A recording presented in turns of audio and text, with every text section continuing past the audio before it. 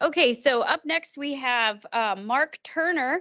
Mark Turner is a PhD student with the University of Tennessee School of Natural Resources. He's going to talk to us today about fire seasonality effects on vegetation and wildlife. Thank you for that introduction. Really excited to be here today, and I hope y'all enjoyed lunch and didn't put you to sleep too badly.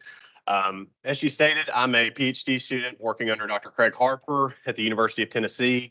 And today my talk is going to discuss a couple different research projects we have ongoing, one of which is a long-term fire seasonality project that's been going on since 2011. The other one is a relatively new project that Jake Bones and Spencer Marshall are the master students, also under Dr. Harper, that are on that project. So I'm going to be pulling some data from a couple different projects to discuss the effects of fire seasonality on both wildlife and vegetation. So there's been a lot of talk here recently about fire seasonality because the vast majority of fire that's applied across most of the South, and especially in Tennessee, happens during the dormant season primarily. Generally, though, there's some problems with this.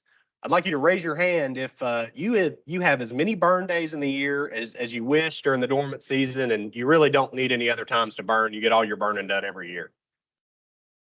Exactly. So most people don't have enough burn days, and there's only so many days during March and early April that you can get all that burning in. And if we open up the burn window to burn at other times, that may benefit you. Additionally, the vegetation response following chronic burning during the dormant season may end up resulting in a situation like this, where you have a lot of grass coverage in those fields and in woodland and savanna communities. So burning during different times may promote different types of plants. There's a lot of growing interest in other seasons of the year, such as during the growing season, for various reasons. First off, a lot of people are talking about the fact that if we burn during that June and early July period, it would be during the natural, quote unquote, lightning period when a lot of wildfires may have occurred. Now, that's probably not the case in Tennessee. That's probably more relegated to the Gulf Coastal Plain and Alabama. But nonetheless, this is a time whenever fire would have occurred if lightning struck a tree and there was smoldering occurring and it was during a drought event.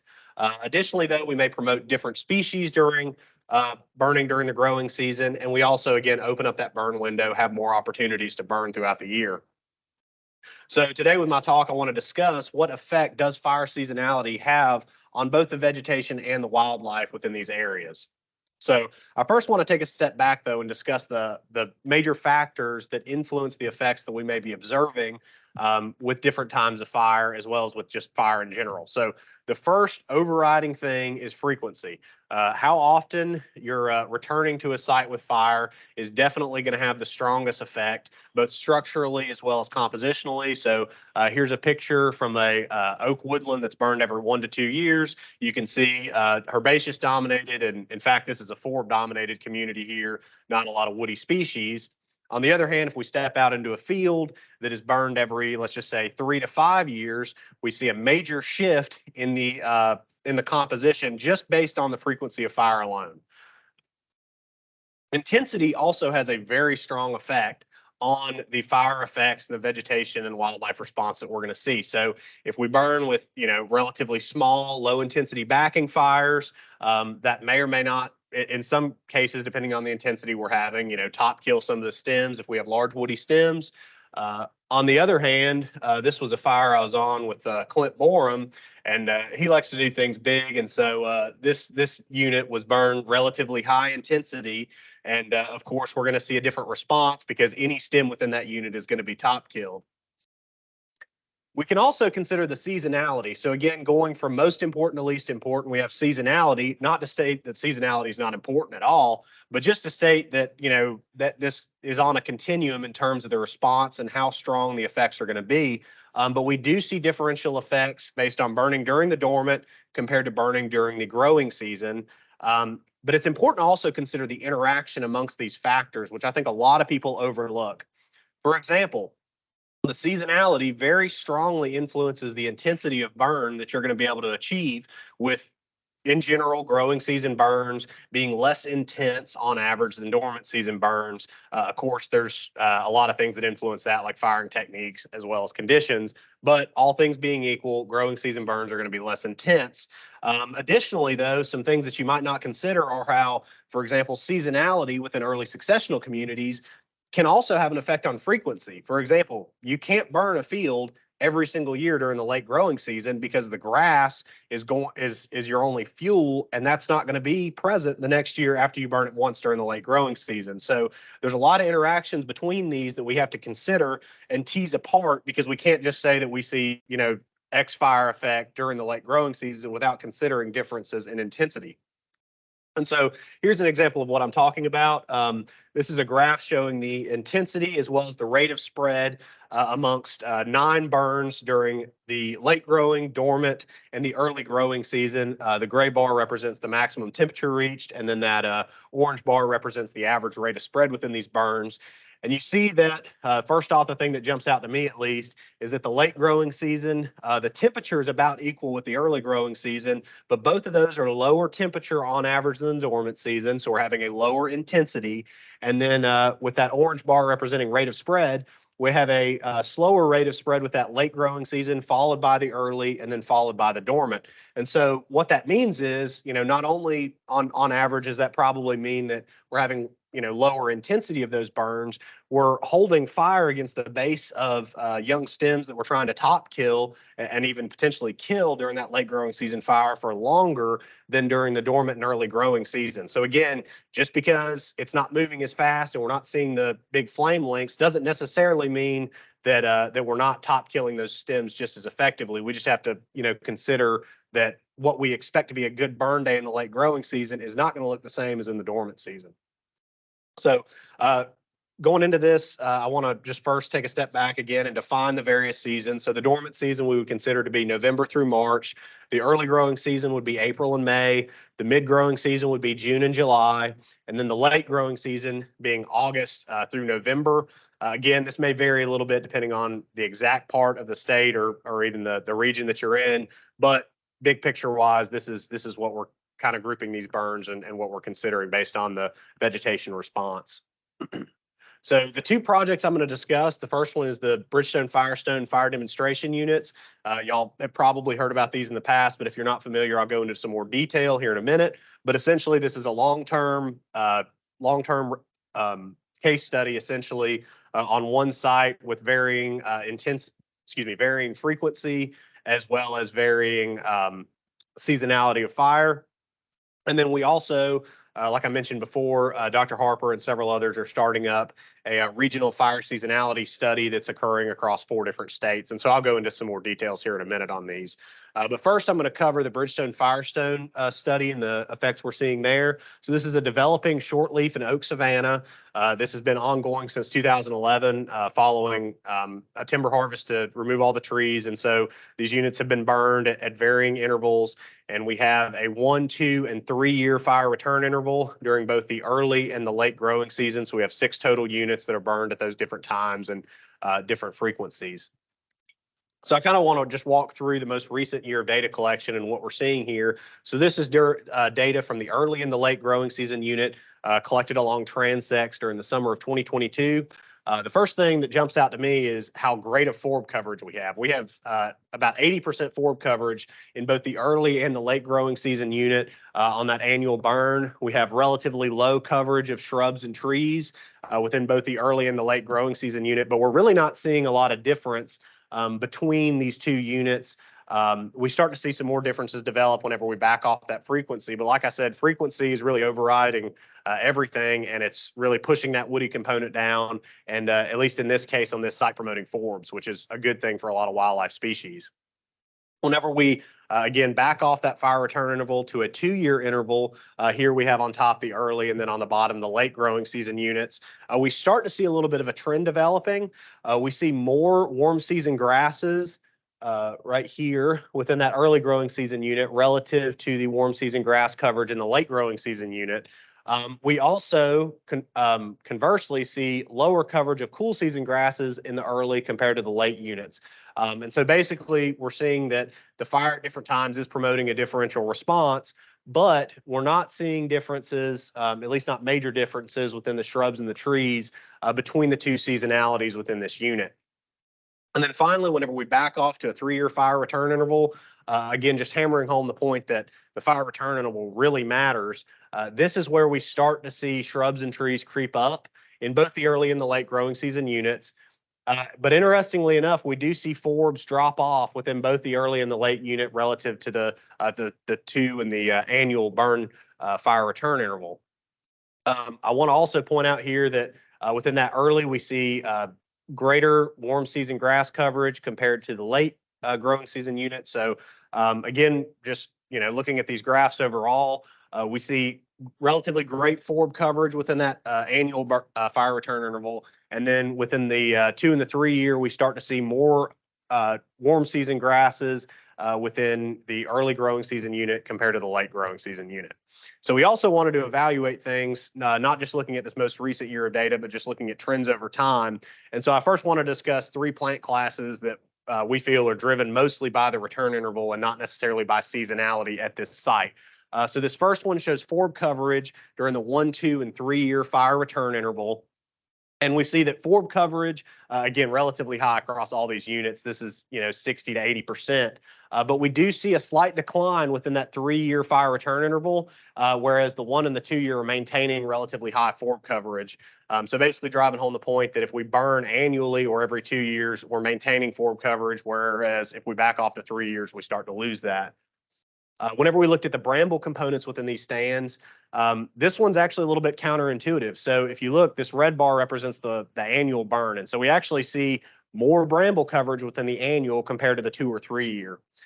We think what's happening here is just the intensity of those annual burns is relatively low, and we're not, in some cases, we're having some areas that are getting away from us.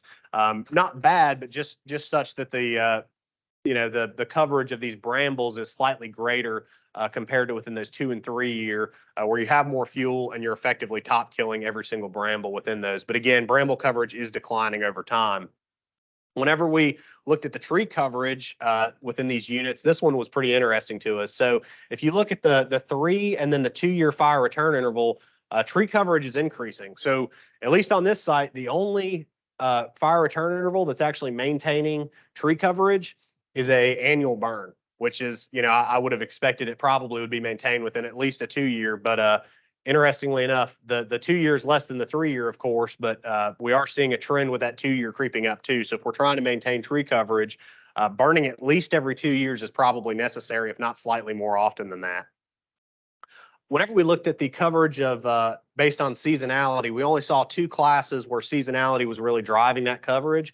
The first one being, again, the warm season grasses, and these are primarily native warm season grasses, with the early growing season having greater coverage over time compared to the late growing season.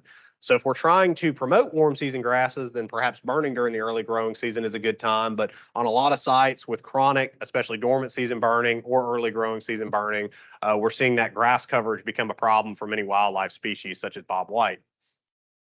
Conversely, when we looked at the cool season grasses, they're both seasonalities see cool season grasses declining over time, but we do see greater coverage of the cool season grasses within the late growing season units compared to the early growing season units. We also wanted to evaluate the mid-story stems within these plots. And whenever we looked at the mid-story stems that are just developing, essentially the shortleaf savanna and oak savanna is developing, we see mid-story stems are declining slightly over time in both the early and the late growing season. But the late growing season actually has slightly higher mid-story stem counts compared to the early growing season. And again, we think this is related to the intensity of the fire. There's just some years that we're not getting as hot of a burn in that late growing season unit. And so there are some stems that were in the understory that are, escaping up into the mid-story. Again, they're still declining over time in both these units, but we do see slightly more related to the intensity. I'm now going to jump back to that other fire project that I mentioned, and this is a regional fire seasonality study conducted across 9 loblolly and shortleaf pine forests. Well, these are primarily savannas and woodlands. We do have one site at Bridgestone Firestone that was a young planted shortleaf stand that's starting to receive fire now. We have fire occurring at each of these sites across 4 different seasons: the late growing season, the dormant season, the early growing season, and the mid growing season.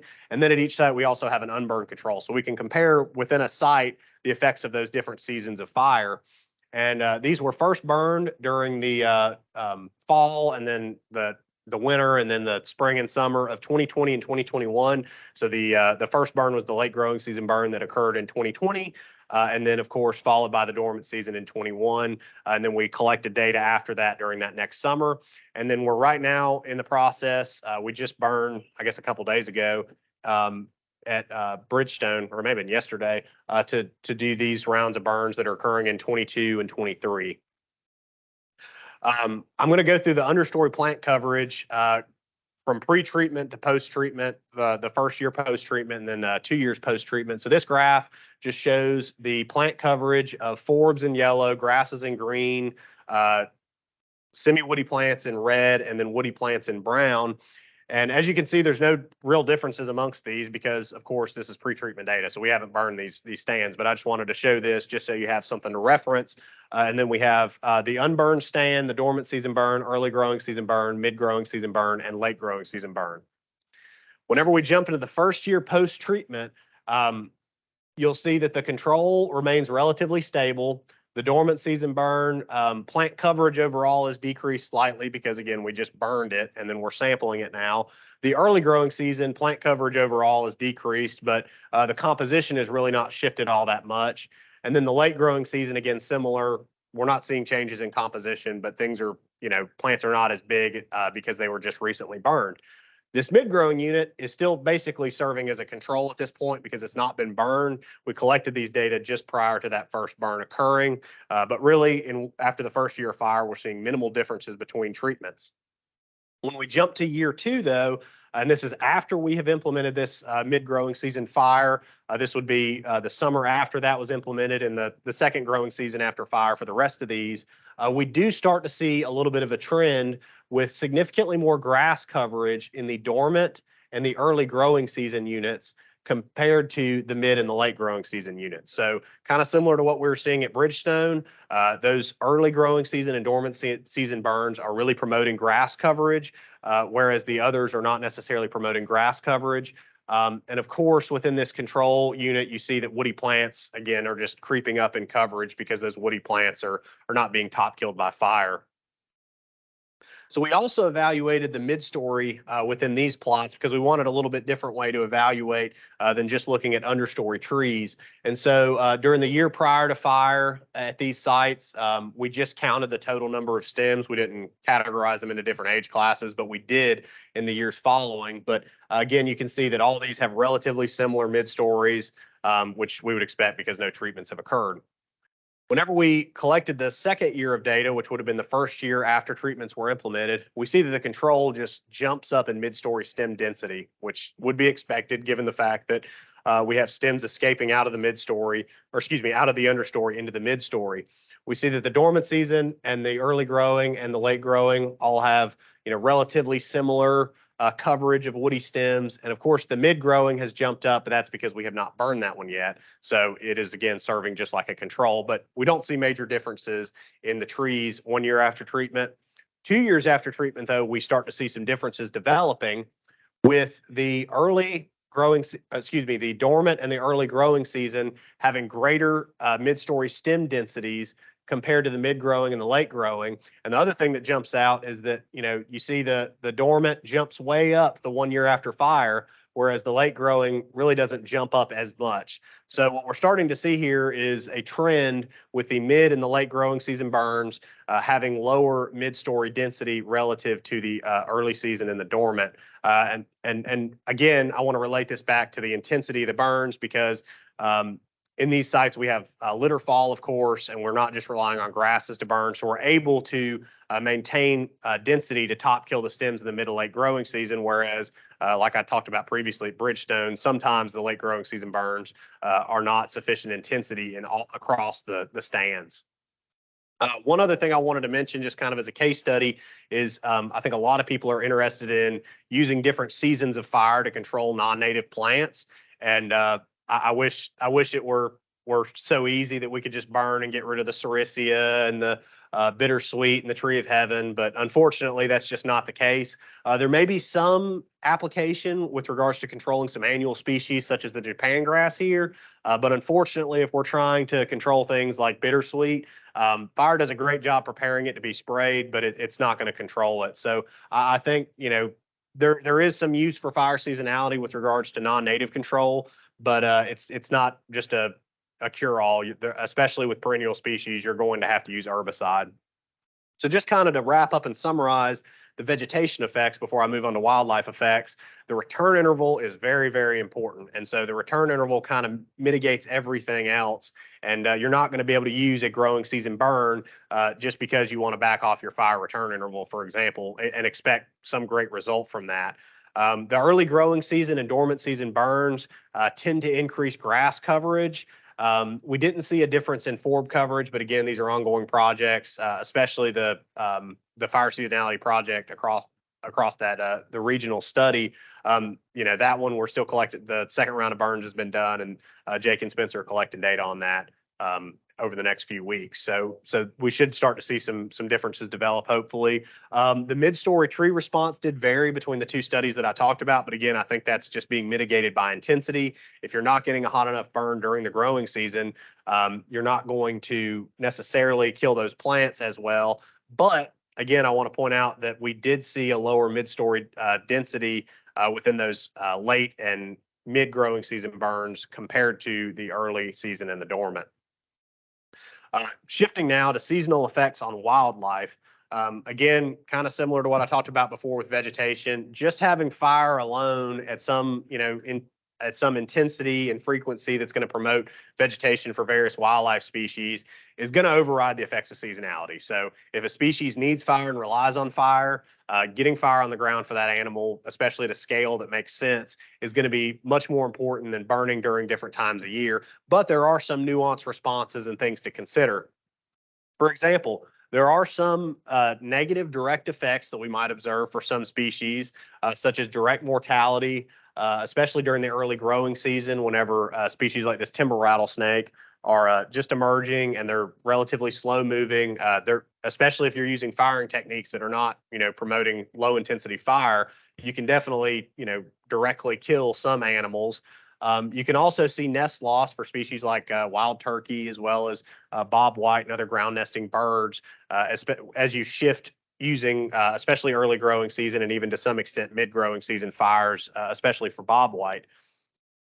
But what we really want to focus on here are the effects that are more indirect. And so the effects that we're having on both forage and cover. So for example, in terms of forage, if we burn during, let's just say, the late growing season, such as when this was taken, this red maple has resprouted, and then deer are heavily browsing on this red maple stump sprouts because these leaves are more nutritious than the plant was before. And, good for them to keep it out of the mid-story and keep it short like that. Similarly, though, we can have effects on cover based on the seasonality.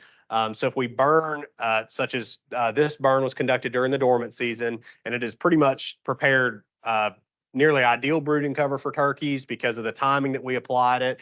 And it's also providing a lot of high quality deer forage. If we burn this during the mid growing season, of course, it's not going to be providing brooding cover because we burned it after the turkeys were at that most vulnerable stage, or we burned it while they're at their most vulnerable stage. So we can really time that fire to see differential effects on the wildlife that we're interested in. Something that I want to focus on here is the effects of fire on deer. As Dr. Harper mentioned earlier, a lot of landowners are interested in deer, and I think in order to get more fire on the ground, even if we're not necessarily specifically interested in deer ourselves, being able to convey the message that we can have these effects on species that landowners are interested in, there's a lot of benefit to that, and that really can't be overstated. So growing season forage is very important for deer, trying to maximize both antler growth as well as lactation. Certainly across most of the South, deer are not starving during the summertime, but the availability of high quality forage is extremely limiting. And in fact, the deer that are starving are fawns because their mothers are not able to make sufficient milk production if they don't have a high enough quality diet. So really focusing in on promoting growing season forage and providing high quality forage during this time of year can be important for a lot of landowners. Now, fire can have certainly some strong effects on forage availability as well as quality. And just generally speaking here, immediately after a burn, we see a reduction in forage biomass, but we see a corresponding increase in forage quality. So we may reduce the pounds per acre of forage within a stand for several months following fire, but in general, we're increasing the quality of that forage, which, like I said, that's the most important thing that we need to focus on is the quality during that time of year. And so something that we're interested in is how exactly do deer respond following a mid-growing season burn? So if we go in there and burn during the time of year, whenever bucks are growing their antlers and does are lactating, how exactly are they going to respond to that? Are they going to avoid this? Are they going to, because of the lack of cover immediately after we burned, or are they going to seek this out as a food resource? Because again, quality forage or high quality forage is relatively limiting during that time. And so this was something that Jake and Spencer specifically worked on, was putting cameras out in these burn units at all these sites for that regional fire seasonality study, and counting the number of deer pictures that he got per day before the burn and then immediately after, and then 4 to 6 weeks after the burn. What we saw, as you would expect, immediately after the fire, there's relatively little vegetation there because a lot of it's been consumed. This is a mid-growing season fire, so you may note that we have some plants that were not even top killed because the intensity of that burn is such that it's not going to, you're not going to see complete coverage in some situations. Certainly, sometimes you can see complete coverage, but this burn was relatively low intensity, but has done a pretty good job of covering the area. And immediately post-treatment, again, not seeing much vegetation. There are deer in the area, but they're not attracted to this. Whenever we jump to 4 weeks post-burn, though, we see a major shift in deer use. And there's a real, it still doesn't look like there's a lot there, but if you look closely, you can see the little resprouting woody plants, and we're probably, at least a few weeks after this, going to see some forbs begin to sprout, which are highly selected by deer. And so deer are strongly attracted to this. So compared to the other units that were not burned 4 weeks before this, we see strong attraction by deer to these units burned during the mid-growing season. And we would expect a relatively similar response if we burn during the early growing season. The deer are going to select that unit relatively soon after the fire, within the 4 to 6 weeks period after the fire.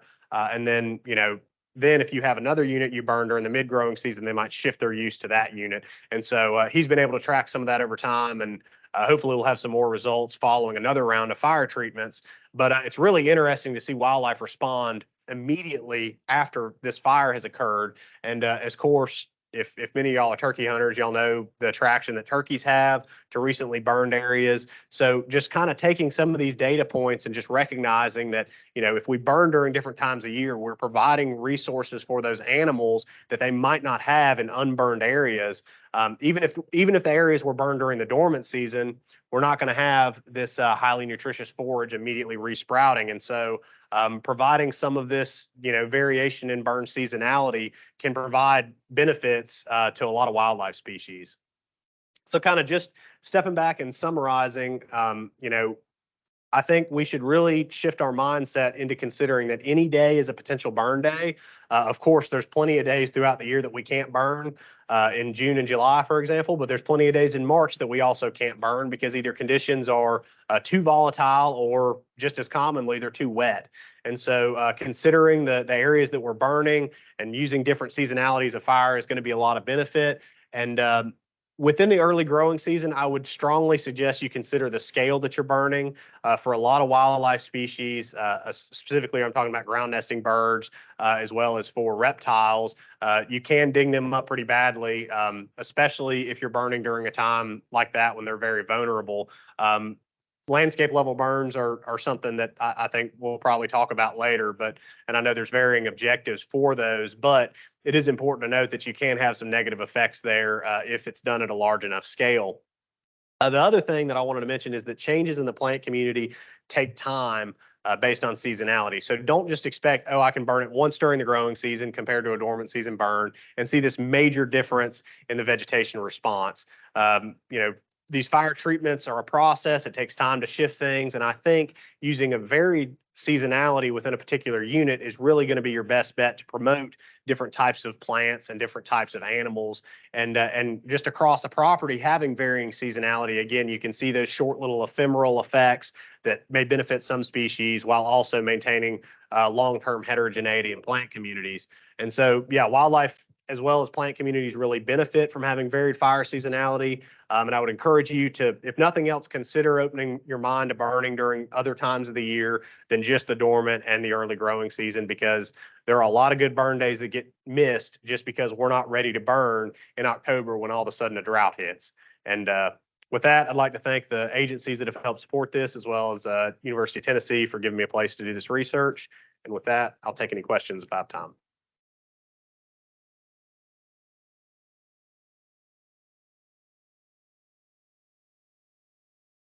Question.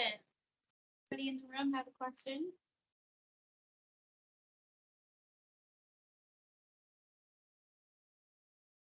Which species are covered in mid-story stem counts?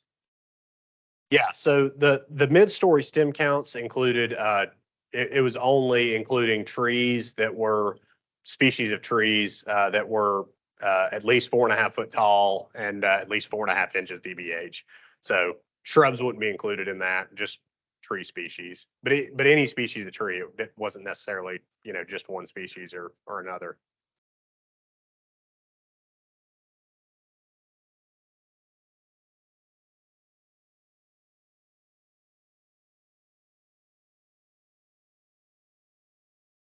All right. Thank you.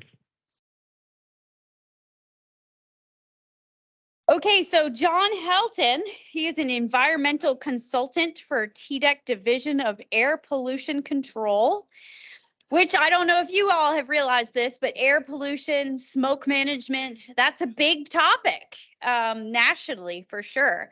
So if you wouldn't mind giving John your attention, John's going to talk to us today about open burning regulations and prescribed fire. Take it away, John. Here's your question. Well, good afternoon, everyone. Again, I'm John Helton. I work for TDEC with the Division of Air Pollution Control out of the Nashville Environmental Field Office. And really appreciate the opportunity to be able to be here today and to talk a little bit about our open burning regulations and how they relate to prescribed fire. I'll also talk about the National Ambient Air Quality Standards briefly and how they relate as well.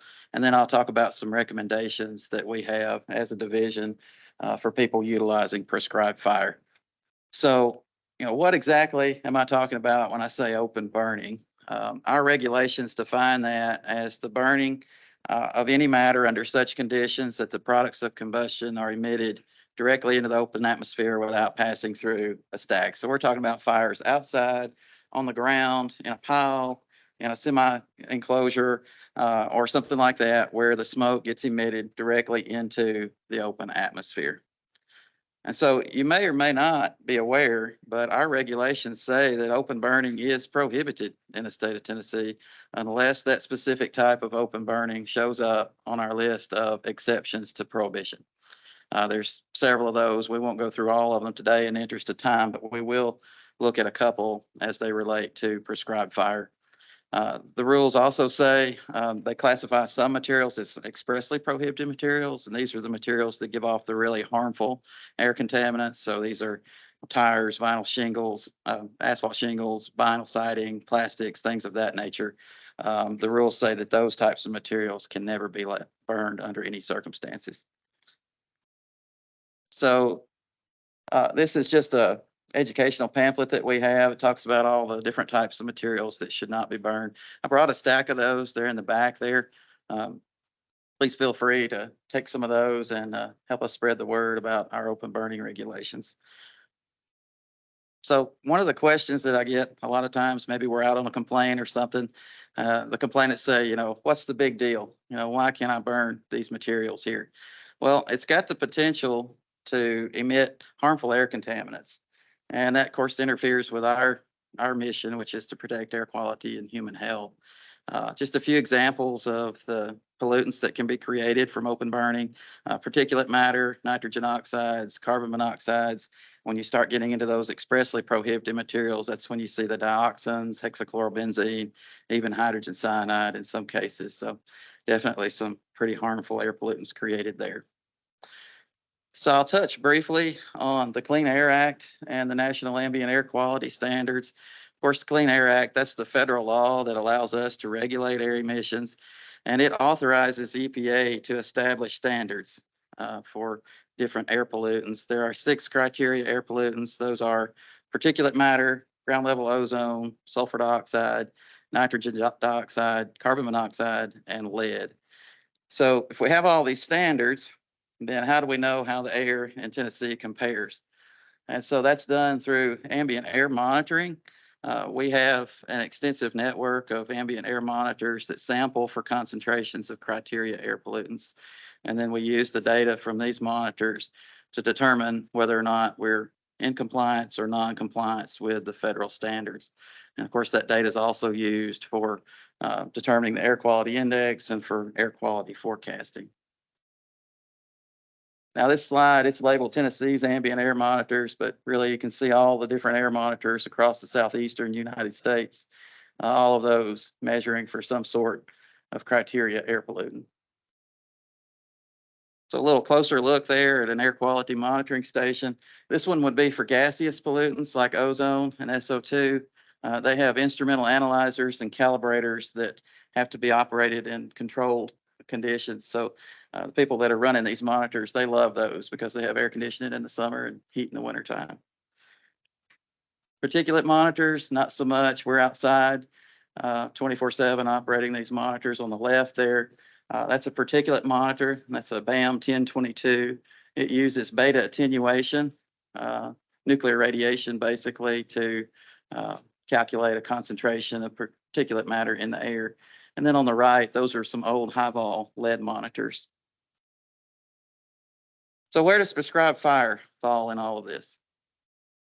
Well, I mentioned those exceptions to prohibition, and that's where it falls. Exceptions D and E apply to prescribed fire, D being for fires consisting solely of vegetation grown on the property of the burn site, and E being for fires disposing of wood waste. So in essence, we do not regulate prescribed fire.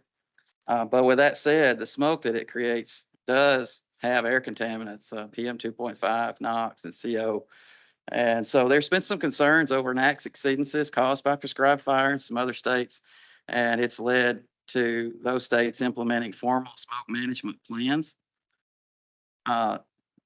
These are typically the states that have considerably more prescribed fire than we do here in Tennessee, and so we currently do not have a smoke management plan. But even though we don't have a smoke management plan, we do have some recommendations for folks that are going to be utilizing prescribed fire. And one of those is to use basic smoke management practices as outlined in the CFR.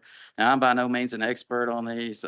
Division of Forestry would be the expert, but it's just some basic things that folks can do to try to minimize the amount of smoke created and the effects that it has on the community. We also recommend that folks consult the air quality index prior to burning, and if possible, only burn on green days or good days. I'll talk briefly about EPA's exceptional events rule. You all may have heard about this rule. Basically, this rule would allow states to exclude ambient air monitoring data that has been influenced by prescribed fire.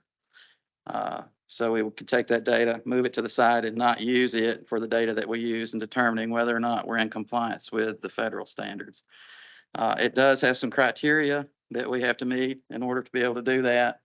And one of those is we have to be able to demonstrate that the burn manager used appropriate basic smoke management practices. And so one of the things that we've done to make sure that we can do or make an exceptional events demonstration if and when the time comes is we entered into a formal agreement between TDEC and the Division of Forestry back in November of 2021 through a formal memorandum of understanding. Again, this was between TDEC Air Pollution Control and state park operations and natural areas that also do some prescribed fire, and the Division of Forestry. Some key agreements there, or key elements. One, everybody would follow those basic smoke management practices that I mentioned. Two, everybody would consult the air quality index and if possible, only burn on green days. Three, they would communicate with us, let us know of planned events so our forecasters can be aware and plan accordingly. Four, they would cooperate with us and provide information to us if we need it in order to make an exceptional events demonstration.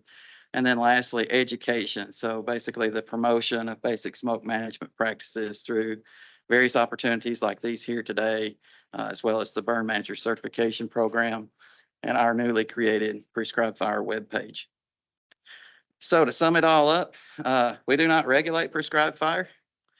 We recognize and appreciate the many benefits of prescribed fire, but at the end of the day, it does create some pollution in the form of smoke. So if we can get people to work with us, use those basic smoke management practices, consult that AQI, follow other smoke management guidelines like mixing height and transport wind speed, all of that helps us with attainment of the federal standards. Thank you. Any questions?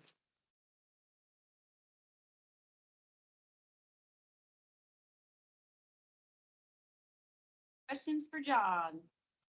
Online questions for John? Like John put his contact information on screen. Wade has a question. John, I know you and I are familiar, but I'm curious if just at a basic level, you could help the group understand what the EPA is looking at moving forward and what that could potentially do for air quality standards in Tennessee. Right. So there has been a proposal to lower the NAC standards for PM 2.5. It's at 12 micrograms per centimeter right now, and I think it's going to move somewhere between 9 and 10. So that's the proposal. In some of the other states that do a lot of prescribed fire, they are looking at maybe having to regulate prescribed fire through formal smoke management plans that have, the ability to be enforced. There's been a lot of talk about the exceptional events rule, and a lot of states may be looking at that to try to use that more often. I think right now, none of the states in the Southeast have had to use that exceptional events rule, but depending on where the new limit falls, the new standard falls, then we may see more and more exceptional events demonstrations across the Southeast. So it's going to be an interesting time. I know Georgia is working with EPA directly to try to develop a more streamlined process for these exceptional events demonstrations. So it would be great if we could simplify the process and be able to exclude more data from prescribed fire if it causes issues with our attainment of the NAC standards. Thank you, John. Yeah, let's try to avoid the exceptional events rule because I get the call, whether it's Cherokee, TWRA, whoever, wildfire. John and I have to hash some things out. I have another question related to the monitors, air quality monitors. Yes. Those look like the permanent PM 2.5 monitors, but in and out of there over the last, little bit, I'm in the air quality and smoke map a lot.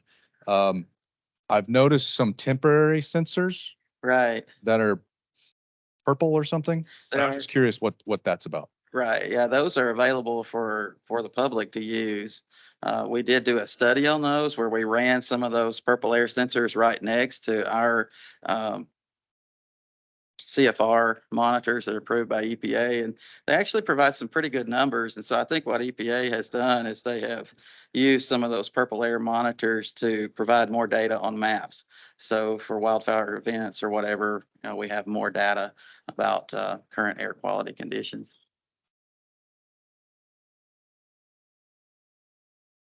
Yes. With the discussion around growing season burns, are there fewer or less green days in terms of smoke management for growing season burns? Growing season, I can't answer that question. I don't follow that as closely as you all do. There are fewer. Wade Waters, would you like to comment? Well, you all can jump on right now if you wanted to the air quality map. I was on there yesterday, and pretty much every sensor in Tennessee was pinging yellow, and every sensor across the South. And it's really due to the atmospheric conditions that occur in this period of the year in our, whatever they call it, subhumid, subtropical climate. It kind of goes back to why we don't have a whole lot of wildfires in the summer. It's just the atmospheric conditions, the stability, the ceiling. It's just different this time of the year. It's not as turbulent as it is during the kind of bimodal frontal passage seasons that we have in fall and spring. So a lot of, yeah, so you're pulling it up right now. You could see that's for Nashville. Nashville is a bad location. It's pretty much always yellow. Yellow, orange, or red are about all it does. But if you pull up just the general map, yeah.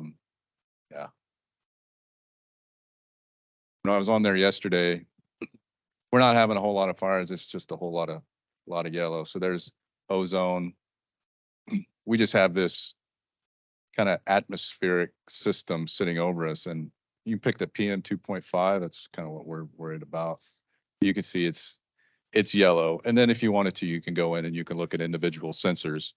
And we monitor those sensors. We put air quality index into our go, no go checklist. So we could make sure that we're doing our due diligence and monitoring that, not just me in Nashville, but all the burn managers and folks on the ground that are doing the burning. And we have had instances where a sensor in the area is pinging red that day, and we shut down the burn because it's outside of an acceptable threshold to put more particulates into the air. But most of the time in the outside of kind of this 3-4 month window, the other 7-8 months of the year, there's a lot of green days forecast with these sensors. Great. Any other further questions for air pollution, smoke management, prescribed fire? Yes, we were just addressing Ben's question. Yep. That was an online question from Ben, Panther Creek Forestry. Okay, thank you, John. Appreciate you. And everybody, if you didn't get John's contact information, that's John. He'll be here. Those of you online, I can post it for you here in just a few moments. Now, I would like to bring up Jason Miller. Jason, a couple of months ago, worked for State Natural Areas. He has since taken another position with TWRA. Jason is going to introduce himself in his new position, but also manage the round robin of when agencies and people can share information about prescribed fire and what they've been up to. Take it away. All right.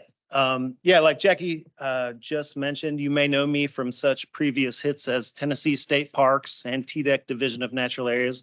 I am now with TWRA and the Biodiversity Division, so you also probably not see much of me there, but I'm glad to be here today talking to you guys.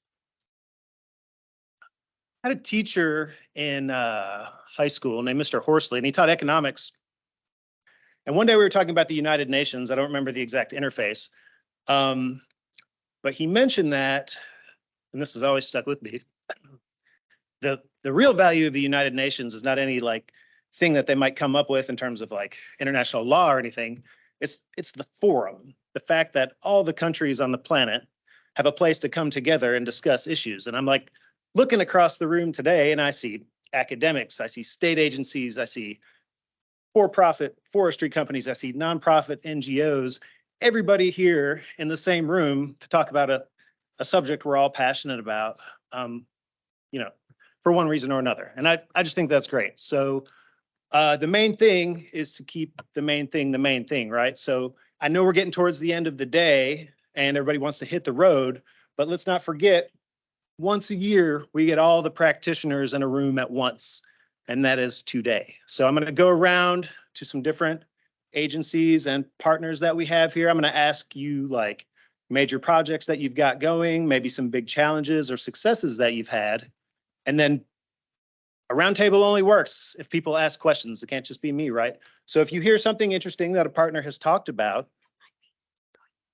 please feel free to ask a question and we'll make time for that.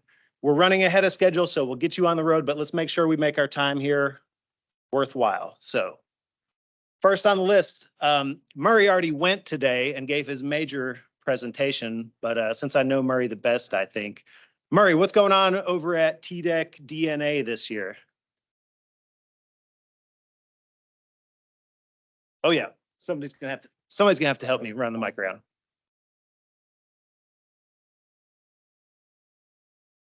Okay. So the numbers that I lacked in my former presentation, I'll provide some numbers in the roundup. I just wanted to give a summary for TDEC, which would include state natural areas who have a pretty active fire program. It does not include state parks, although I'll mention aspects of that as well. So this season for us started in September and wrapped up in late March. I've got growing season as one of our challenges. So I would like to try and get out and do some growing season experimentation burns. But so far we've not been able to make that work for us. Let's see. So in that time, we've burned 12 state natural area sites. That's across the Cumberland Plateau, Eastern Highland Rim, and Central Basin. And those burns were associated with 2 different federal grants for rare species. And half the burns that we did were the first known prescribed fire for those sites. And I'll just jump in with the state parks data and say that they've burned at least 4 sites as well. 67 people from state parks and 10 from state natural areas completed the annual refresher, field day, and pack test in 2023. And there was a large focus on collaboration within TDEC. So that's state parks, Division of Natural Areas, Water Resources, Air Pollution Control, and outside volunteers as well. We implemented a new policy this year that has increased our professional training and standards for prescribed fire, and it's opened the door for those members of the department that want to participate by clarifying some things. And it outlines how collaboration should happen between divisions. In addition, it outlines how notifications should be made and who those notifications should be made to, not just the neighbor notifications, but air pollution control, the chief rangers program, the chief ranger, and administrators within natural areas. We worked with air pollution control on smoke management on one of our burns, which was kind of for the first time, and we've notified them for a while now of what's going on and that we've got the green as far as air quality, but we actively worked with them to manage smoke on one of our sites based on a request that came from that office. Let's see. Okay, so in total, about 1,600 acres we burned this season. I mentioned some of the successes with the first burn sites. Some of our challenges included we were unable to burn our #1 priority site, which is May Prairie State Natural Area. It's located in Coffee County, and it is arguably the most important site for rare species in Tennessee.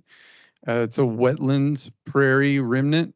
It contains the most species of rare plants in the state. We were unable to burn that. We had it on the schedule 3 different times, but unable to get a permit each of those times. And that, I guess that ties into the permit process being our biggest challenge by far this year. It was seemingly inconsistent across counties. So 2 of those times we were denied a permit in Coffee, we were able to reload and redirect our resources to Rutherford County, just 30 miles away. We did a quick prep and were able to burn some sites up there. But I guess in having to do that, it increases, a risk that needs to be mitigated when you're changing sites at the last minute. So our resources were taxed in that way. And a lot of those being new resources, we don't have any dedicated people to fire at all within our department. So this is all like all secondary job duties. And they have to be approved by a park manager or other co-workers have to fill in. So it was hard to get through that on those days. That wraps up TDEC. All right, I'm gonna go to the person, there's like some of you I don't know at all, but like US Forest Service, what were you guys up to this year? Is that Matt Durstein? Yeah, Matt Durstein. I'm the South Zone fuels technician on the Cherokee. We accomplished 34,000 acres in the Southern Apps this past spring, which we could not have done with everybody who's represented here today. TNC, TWRA, TDF. Wade was gracious enough to give us a dozer and transport. So we kept one at Teleco and we had our own on the Ocoee. So without that extra equipment, we couldn't have been able to pull off that amount of acres. Panther Creek Forestry was also there to help us out. I believe on our on the Teleco Plains location on a prescribed fire there. So just a real big thank you from the Forest Service for the cooperation. Because yeah, we're a fire staff of about 20 folks. So without that, we can't put 34,000 acres on the board. North Zone put roughly 5,000 acres. They ran into a spring fire season, courtesy of someone. So they were not able to accomplish the burn acres, but they had a very busy wildfire season for the spring, and without TDF's help on some of those, we wouldn't have been able to contain those and still been able to burn on the South Zone. So we do appreciate everybody's help. What else we have going on? We're not going to be limited by acres again. Next year, we have just as many acres on tap. So yeah, we just greatly appreciate all the cooperation. And a side note, I'm also on the North Georgia Prescribed Fire Council. Attended their meeting last year. They have one coming up this year in June. And the air pollution, they're I forget what they call their air quality people down there, but they are tightening up their air quality regulations. They announced that to us last year, but they're still in support of prescribed fire. So it's already pretty tight on the regulations. So be glad you don't have a smoke management program here yet, because it can create some serious hindrances on the prescribed burn programs. So we do check those every day. If we're going to burn, we check that air quality, that air now, to make sure that we're in the green. If it is a yellow day, we hold out hope that it goes to green, but we will not burn, or we do our best not to burn in those air quality days. I was on the Chattahoochee on the Conasauga Ranger District, which is right across from Chattanooga there. And there were several days when Tennessee smoke was impacting our air quality in Georgia, and we weren't allowed to burn because of the amount of smoke that we were going to put in the air with our burns. So those major event things that they're coming out might become more pertinent, because when you have Alabama, Georgia, Tennessee, South Carolina, North Carolina all burning, and you have a south wind, it creates a lot of smoke in a lot of different places. So Just keep that in mind when they're talking about the air quality stuff. So get started burning early before you guys Yes, start. is what you're exactly. saying. And get done burning early. Okay. Yeah.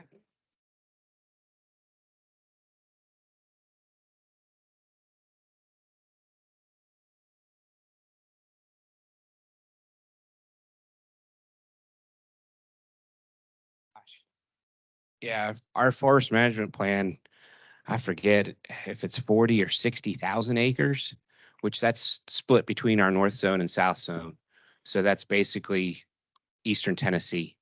But we hit 19 burn windows out of, I don't know, 20 some burn windows. So we hit every one that we could. What really put us over the top this year was our 2-day burning. We would baseline one day, and then if we couldn't burn the next day, we would come back when we had a good burn window, and we required less resources. We could burn up on the Teleco with the ship, have an engine and a burn boss on another burn unit that we had already baselined, and we could hit one and come down and finish the other one off. So that 2-day burn window is really what put us over the top for being able to accomplish that. I think we had multiple burns going on, at least 2 burns going on just about every day that we burned. And there was one day where we had 3 burns. We had enough staff and overhead to be able to pull off 3 burns. So just the pre-planning, and again, our cooperators, I mean, providing staff and equipment was crucial to us getting that amount of acreage. In 2020, we burned 23,000 acres. 6 of that was in the fall. And we're starting to try to make a bigger push for fall burning. And we're prohibited kind of by leaf off. We want to wait for leaf off so we don't get the reburn stuff.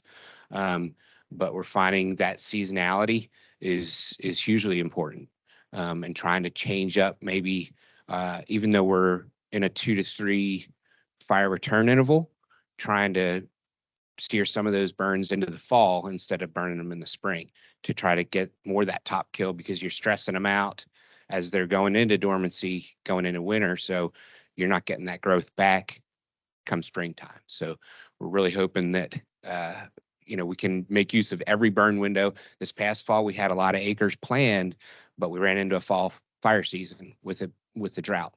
So, yeah, we're trying to take advantage, even in moderate burn windows, even if it wasn't great burning conditions. Some of the units that we burned hadn't been burned in 10 years. So a light burn on the landscape really worked out well for those burn units to not cause the fire damage on the white oaks and chestnut oaks and stuff like that. So it really limited the intensity, so we weren't causing damage and overdoing it. But that answered all your questions. Thanks. Wade Waters, TDF, you're right there. You got the mic. How about a TDF breakdown on the year? Oh, okay. Yeah, so TDF, we've been moving forward, trying to get more prescribed fire on the ground. Been very successful with that over the last 2 to 3 years. Averaging about 150 burn units per year for about 10,000 acres. Most of it is supporting private landowners or different agencies, bouncing around, trying to hit that. So that's been successful.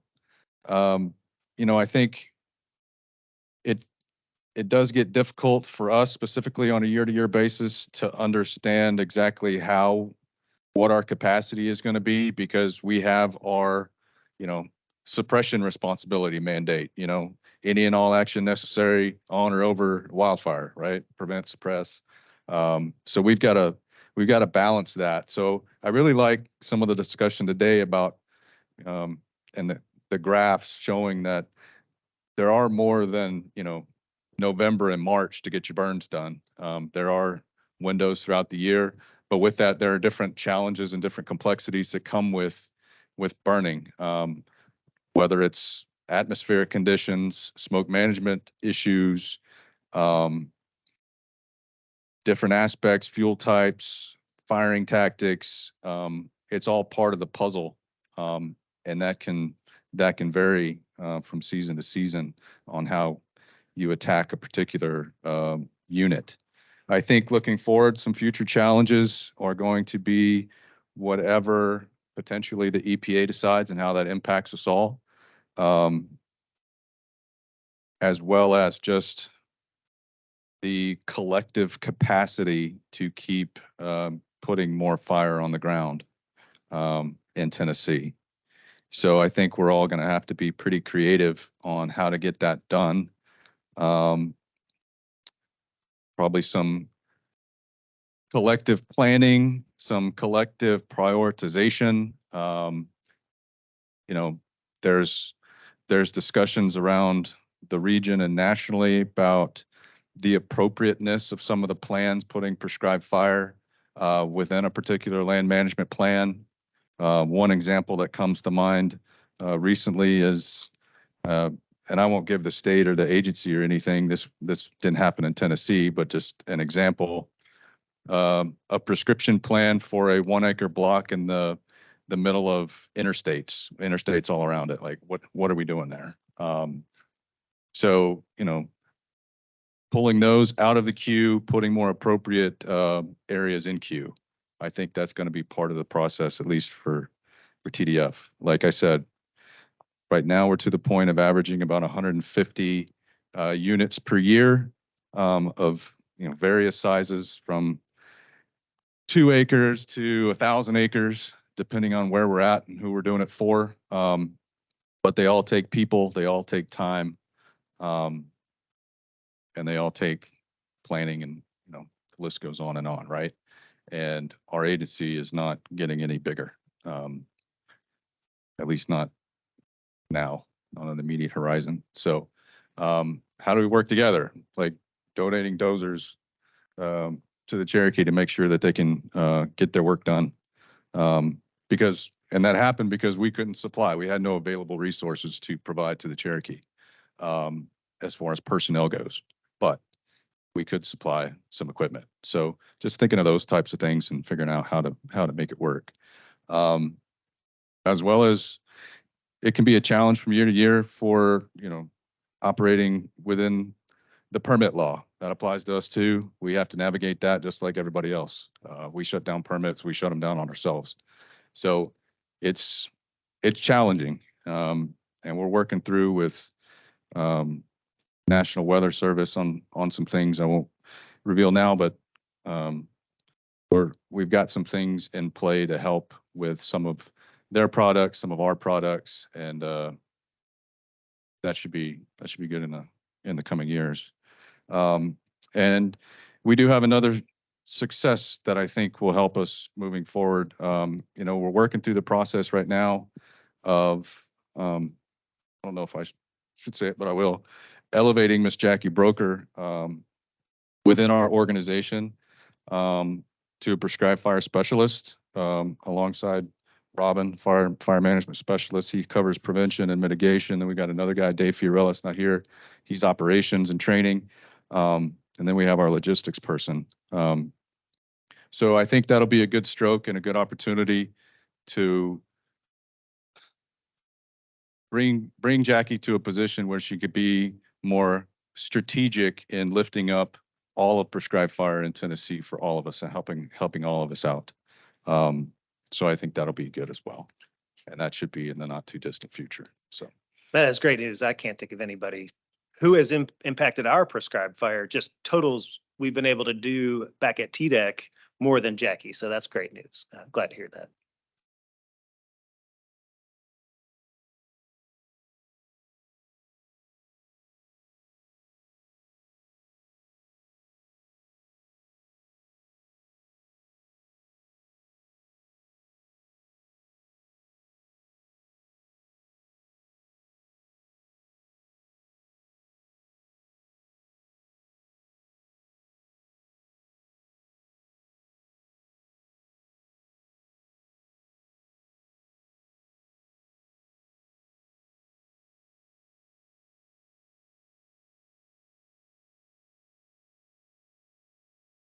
stage 1 fire effects or stage 2 fire effects? Like what does this all mean? So if I can help bring up that level of prescribed fire in the state across the board, right?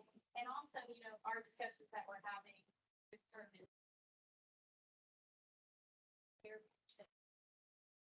kind of navigate the big puzzle of which we're all working on that. So I think you guys can see the passion that I have for my job. So I'm looking.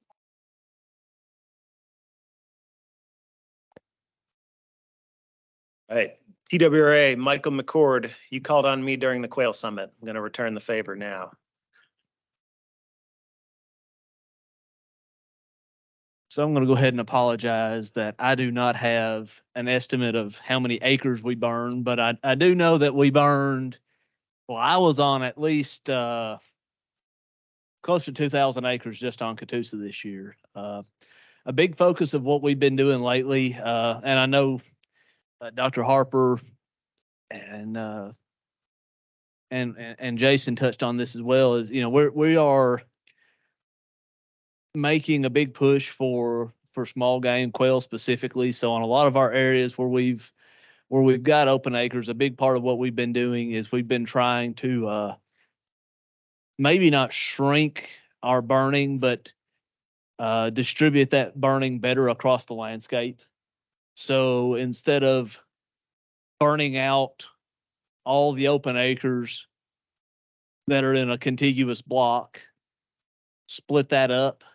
And a big part of that has been fire break installation on our WMAs. That's been a big part of what we've had going on at Catoosa and other places where we might have, you know, 100 to 200 acre burn units, trying to shrink those down. But with that also comes, you know, the challenge of manpower when you do that, because it, you know, that multiplies the number of people you need to have at your disposal. And to that end, we've also we've got David Lohman now, and he's going to be leading a 4-person team from Quail Forever as part of a NIFWIF grant to help get some more fire on the landscape on the Cumberland Plateau and Middle Tennessee as well. So we'll have that team available to add that manpower when we've got, you know, because when you've got burn weather, everybody's got burn weather, and there's really not bodies to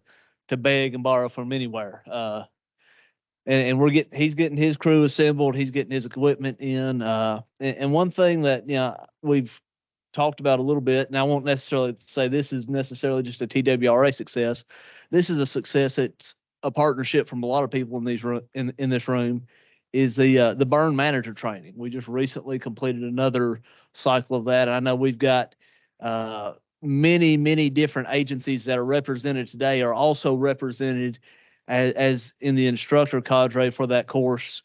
And to give these folks that are brand new in many cases to prescribe burning access to that many different professionals, literally centuries of burning experience in that room at their disposal for, you know, not a whole long time, but they're making connections, making contacts that they can leave and go forward with. And, you know, Dr. Harper talked a lot about deer and turkeys in his presentation. And I know recently our agency has come under fire because a lot of times there's a really fundamental misunderstanding what some of those species need.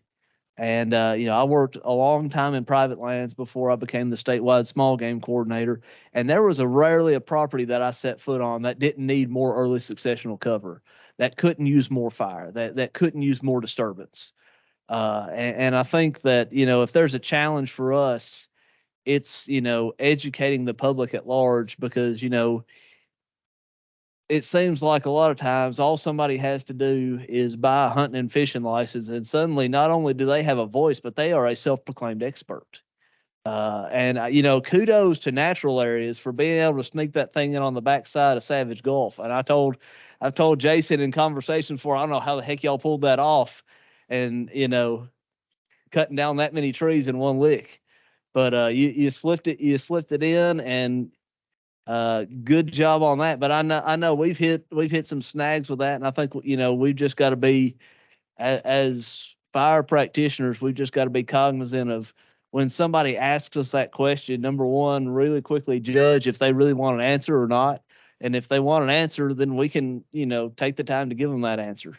Because we may or may not know how many downstream folks we can impact through that. But I guess that kind of wraps Thanks. me up. That's great. Wally, do you have anything to add?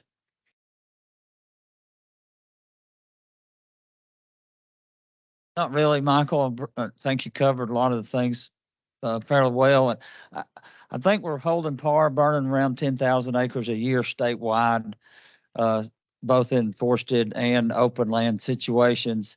And one thing too, and I hadn't had a chance to talk to Chris Minor. I think before COVID, we were really on the precipice of getting a interagency prescribed fire agreement. And I think that something like that would really help us. I know I've said that for years, but to increase and build capacity, but also show, all the different agencies working together, what kind of, how that shows the public that, fire can be beneficial. And it really sends a message, I think, of all these agencies working together, that fire can be a good thing in Tennessee and, well, anywhere you go across the nation. But I'd like to, Chris and I could get together again and maybe get some contacts with the other agencies to try to knock the dust off that thing, because it's pretty much sitting there, and try to really get something pushed through for us in the next, several months. Hey, thanks, Wally. Hey, actually, I completely agree with that. And I think that having the agencies work together would not only help just in terms of raw capacity, but also, if we had, let's say, a natural areas burn somewhere and somebody from TWRA on site to say, hey, maybe leave this little patch out, maybe don't do the full 500 acres. Maybe you exclude an area. Maybe both interests are met in that way if we're together on these burns. So, or maybe somebody from TDEC says, hey, don't burn this seep. These orchids are seeding right now. Like, I think only good things could come from that.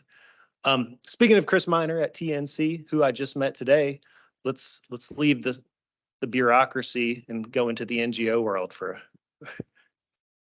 a moment. Just to comment as I'm walking up here, you have a legit presentation. I'll go for it. I was just going to mention that I still have the draft MOU, Tennessee'd it from Kentucky. I will hit send again to the executive board to work it through their agencies and see if it is amenable to them and what we need to change. It is still in draft form, but needs some feedback.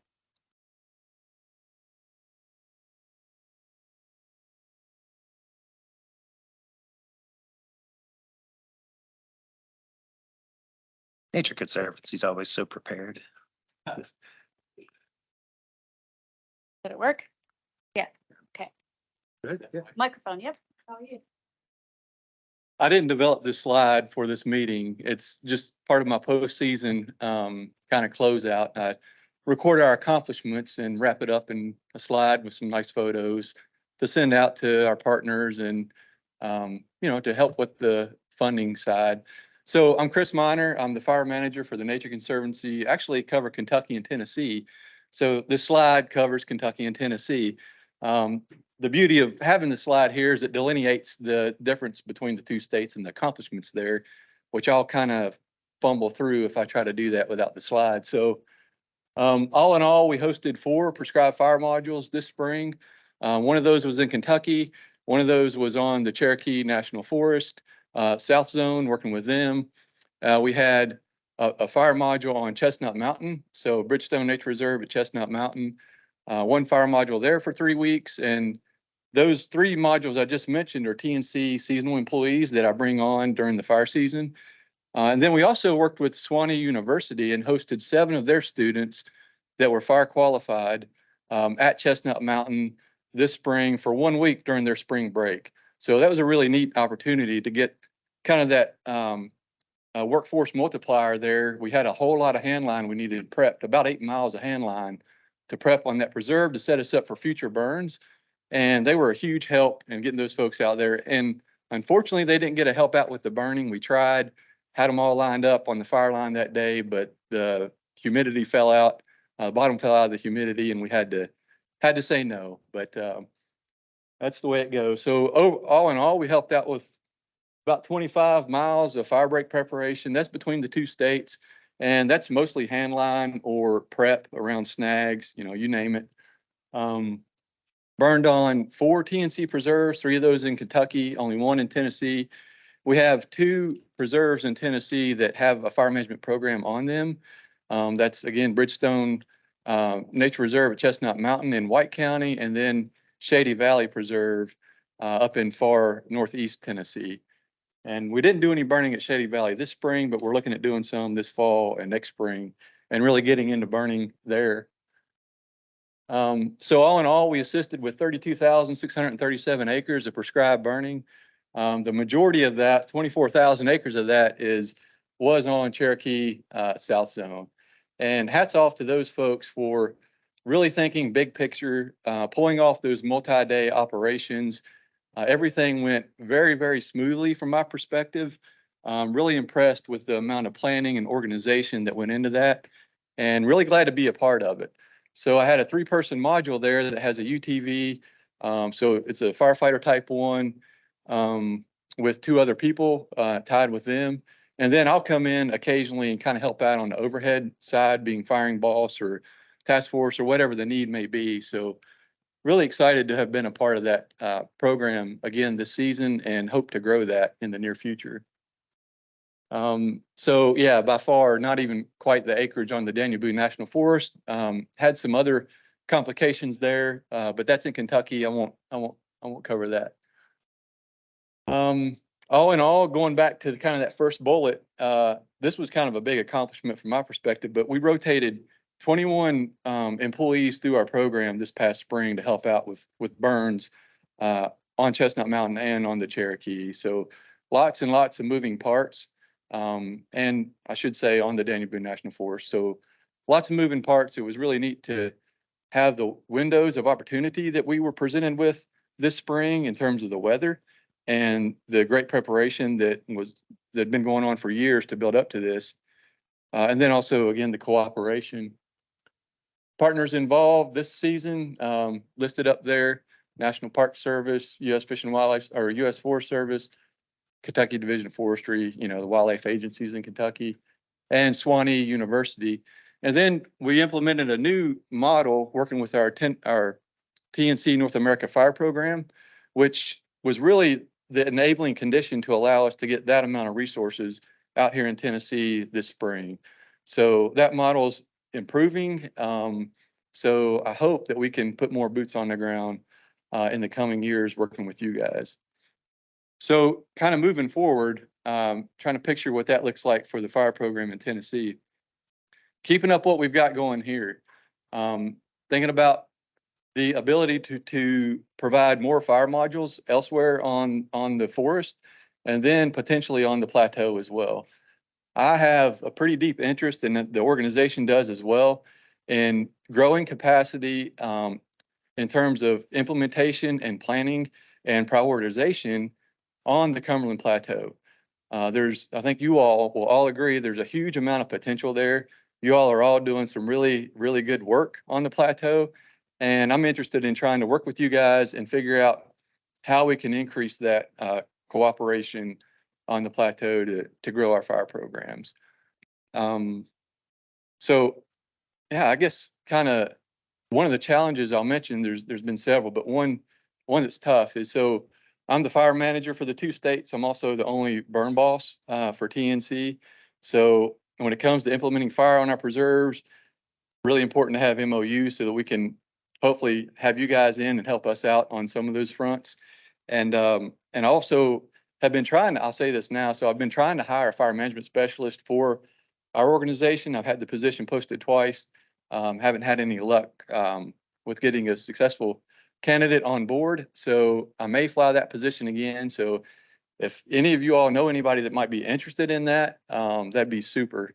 Just send them my way. I'll reach out to them directly and we'll see what we can do on getting that position filled. It would be a Tennessee, Kentucky position as well, just like myself. So that'll really help with the planning efforts and scaling up our prescribed fire program. Nope. That's all I've got.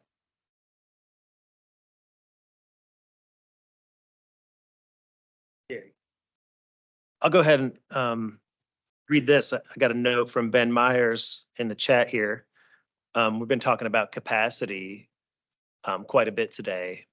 And kind of one of the things that we've talked about for years on the Prescribed Fire Council is building capacity in the state of Tennessee to get more done. And now we're hearing about the stuff TNC's doing. And I just got this note from Ben. Panther Creek conducted prescribed burning on 125 acres with their in-house crew and partnered with TDF on an additional 263 acres of private land. Then they additionally provided staff help to Moss Forestry and conducted burns on another 1,000 acres on the plateau. The Panther Creek team has focused on increasing their capacity for small burns, given the challenge on finding acceptable burn days to meet client needs. Thank you to the Prescribed Fire Council for providing that needed help and training to get that rolling. So I just want to kind of make the point that we're seeing results from this stuff. We've been talking about capacity for years, and capacity is materializing. And so if it seems like it's just talking, good things are happening. Tennessee Wildlife Federation, what are you guys up to?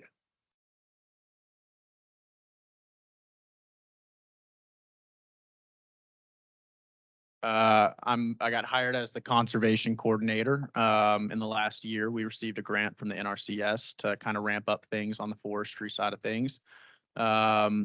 So in that last year, we've written about 2,000 acres worth of forest management plans, all revolving around fire dependent ecosystems, from grassland management ecosystems to pine, oak, hardwood systems. Yeah, and as you say, capacity is kind of the biggest concern right now, working with private landowners. Everybody's, motivated to get the work on the ground. Whether the availability is there is kind of what I'm seeing the landowners talk about. So ramping up that capacity and getting the work in the ground, I think, is everybody's goal here. So being facilitative towards that goal, and also, keeping out good outreach coordination amongst all groups, I think, is extremely important. Great, thanks. We have also with us Assistant Chief Ranger Jesse Germerod with Tennessee State Parks. I understand there's been some shifts there that might result in some more fire. Yeah, I was hoping Murray would cover everything from natural areas for TDEC, but thank you, Jason. I'll remember this for next time. So Murray talked about some of it. We'd been operating off of an old fire policy that has been around for 20-ish years. And one of the ecologists out of natural areas started drafting a new one. And that was a document that was wrote by many different individuals. We are operating off that new policy now. We've been operating for Tennessee State Parks wise since January. And basically it covers all our wildfire, prescribed fire, kind of reorganizes us and brings us to a much higher professional level and get us more in line with NWCG standards, mostly for professionalism, also so we could do more collaboration with other state and federal agencies and NGOs and private sector folks. And with that, we've worked a lot with one of my counterparts. So I'm the Middle Tennessee Fire Team Coordinator. Eric Huey here is the East Tennessee Fire Team Coordinator, and then Ron Elder is in West Tennessee. And then one of the other assistant chiefs, his name's Travis Bowe. He couldn't be here today. He's been out on medical leave, but he's over our fire program. And he's been working very heavily with Mr. Wade here to work out the kinks of, we're basically getting into IQS so we can better manage our fire quals and get us more in line with NWCG standards so that we can operate more professionally. One of our big challenges that we've had, because we've been kind of, I don't want to speak ill of how we've been doing it, because I've been doing this with parks for close to 15 years now. We've been operating sort of off of a policy for many years, and a lot of it was kind of very cowboy-ish. But we're trying to be more professional, and that was just culturally, we're trying to do a big culture change within our organization. And with change is hard for a lot of folks. And so we're been able to recruit a lot of new folks into our fire program and trying to change our culture to this new standard. And it's been really good, and we're growing. I just got done spending time with a bunch of seasonal staff that work throughout the summer in parks, getting them Arduous pack tested, introduce them on how to get in there and do the classes in the fire portal, trying to grow a new generation of folks that are interested in prescribed fire. Obviously, parks, we don't do a ton of wildfire, but we do get tasked with that sometimes through TEMA when that does occur. But just trying to grow a new generation of folks in fire. And for us, that's really important. And that helps with this culture change and getting back into our standards. All right, thanks, Jesse. Are there any other entities here that I've missed that would like to provide an update? I know we've got some NRCS staff. We don't feel like you have to share, but anyone else like that wanna share anything that they've been doing?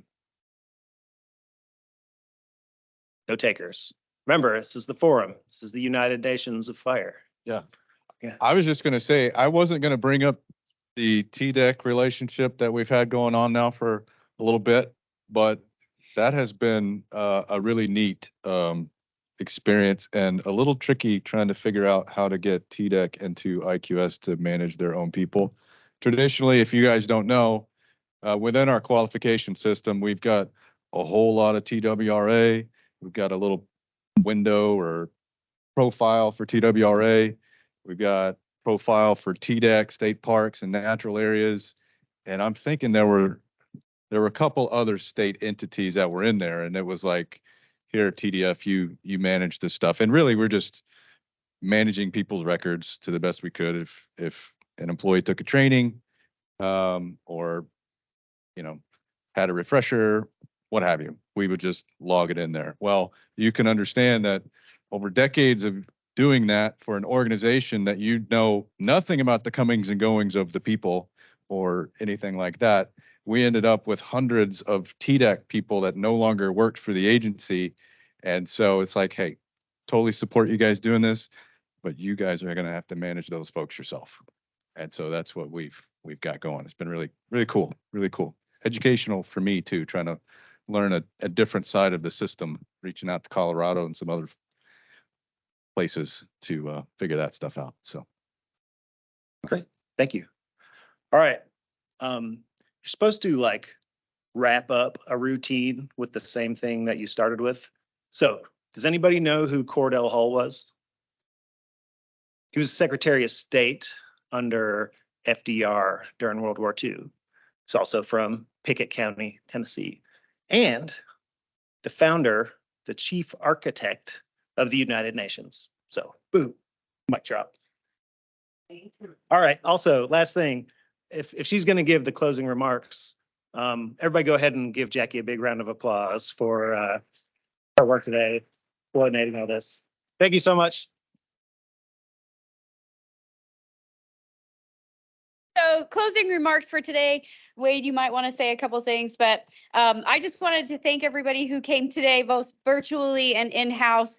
I am looking forward to seeing your faces more often. I think there's a lot of work great work and collaboration we can all do together to raise us up in prescribed fire.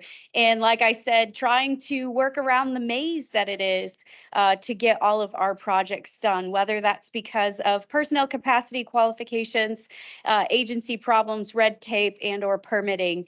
I'm looking forward to working with you all. So please, within the next month or so, please check your emails. If you see an email with the subject title starting out with TNPFC, please be aware that we are going to do more together more frequently. Don't forget how to, oh, sorry, that's not this meeting. Also, those of you who, that's my other meetings, those of you who know anyone who would like to participate on a greater level in the Tennessee Prescribed Fire Council, please reach out to us and let us know. Who is currently on the council as far as committees or a chair or an officer? Yes, you are, Craig. Yep. Right. So there's not many of us and we need your support. For example, Craig and Alex are on the Education and Outreach Committee, I believe, correct? So we need, as I said earlier today, we need more education and outreach, whether that's to agency personnel or if that's to the public. In my sense, I work with private landowners. A lot of them don't understand why I don't want a scorching burn all the time, right? They don't understand what I'm talking about when I'm talking about fire intensity or residence time or flame lengths. They have no idea. They just want me to scorch it, which hurts my feelings, right? So if you're into education and outreach, Red has come up to me and said that he would like to participate in talking more about prescribed fire and what it can do for us. So education outreach, Craig, who talked to us today, you can contact him. And also Alex Weiss, he works for TNC. Which committee are you on? I think you're the representative for TNC. Is that correct, Chris? Yeah. So please understand, we also have a administration and policy committee. We've got all different committees that we need people on. And if you come up to me and say, Jackie, I'm really interested in prescribed fire and I want to participate. Trust me, I pulled Jason O'Shell into this meeting today and made him do something. He's standing in the back of the room. I can find something for you to do. I will. So all you have to do is just tell me you're interested and we'll get you going. So if anybody has, did I forget anything? Wade, you want to say a couple more things? Okay, I'm going to let Wade totally close out, but thank you all, everybody, for being here today. Wade's going to close us out. If you want to come up and talk to me, I'll be here for a little bit longer. I've got about a 3-hour, 4-hour drive tonight, so I'm going to hold off till later.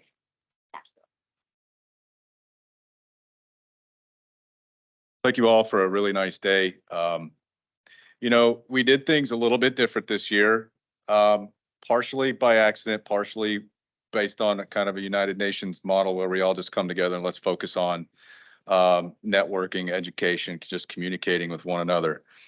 So the entire member list can expect in the not too distant future a request, a survey for future nominations to the officer positions.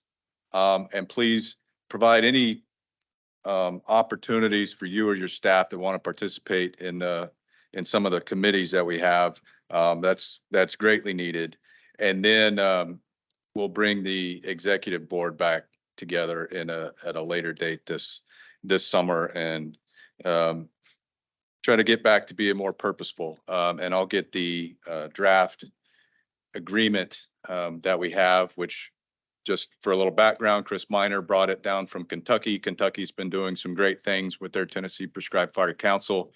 So we started with a template and I just took out Kentucky stuff and put in Tennessee stuff. So we just need to circle back around and look at it and see if it works for the agencies. There are a couple things that I have in queue that may or may not go through, but I'll just bring it to your awareness for the certified burn managers. Certified burn manager program in general. That certified burn manager program law and rules are dropped into Tennessee Division of Forestry, Department of Agriculture, Division of Forestry. And through a review of that in detail over the last year, we came to recognize that there were some parts and pieces of that law that don't necessarily align with how we do business or maybe how we should do business. One being every certified burn manager burn plan being approved by my Commissioner of Agriculture prior to implementation. We don't do that. So I don't know that it makes sense to have that in the rules. So working to adjust that. And hopefully it goes through and legal counsel doesn't make us circle back around if it fails and have the commissioner review and approve every certified burn manager's burn plan. I don't see that working out. And then secondly, a reciprocity piece. We have run across, and by we, I mean Tennessee Division of Forestry, probably mainly, and there's probably some instances that I'm not aware of. Most certified burn manager programs recognize or have the opportunity to recognize burn manager, NWCG, burn boss pathways. Tennessee does not. It is limited to our program, our training program only to be a certified burn manager in Tennessee. With that said, multiple people transferring from multiple states, whether they're federal going to state or Florida coming over, even had some other nonprofits that came and have a higher level of training and experience records that they can provide, and it's documented and supply for evaluation. They're not allowed to do that. So the other piece is just a little blurb for allowing the opportunity for those situations to be evaluated and approved. So those are the two pieces within that rule that we're trying to get amended. By we, I mean Department of Agriculture Legal Counsel. So with that, if you have any questions about any of that kind of stuff, call me, shoot me an email, reach out. But again, just back to the day at hand. Thank you to everybody online for hanging out with us. Thank you to all that are here, and go forth and do good things. Really appreciate your time and attendance today. You keep trying to get up. I keep going. Yeah. So everybody ready, break.